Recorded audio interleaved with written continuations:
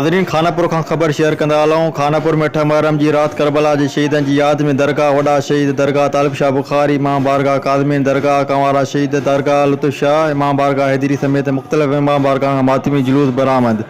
जुलूस में सीना ज़नी ऐं ज़ंजीरनि सां मातम कयो वियो, जॾहिं त मातमी जुलूस मुख़्तलिफ़ रस्तनि खां थींदो दरगाह नवानी पीर ते पहुतो, जिते करबला जे शहीदनि जी यादि में मजलिस आज़ाद थी, जिते उलमा करामा करबला जे शहीदनि जी ज़िंदगी ते रोशनी विधी। जंहिंखां बाद मातमी जुलूस सैयद मौला खां थींदो राजानी मौला पहुतो, जिते मजलिस आज़ाद विछोड़ो कयो वियो, जॾहिं त मातमी जुलूस जा हिफ़ाज़ती इंतज़ाम पुलिस ऐं MWM जा रज़ाकार सर अंजाम ॾेई रहिया हुआ।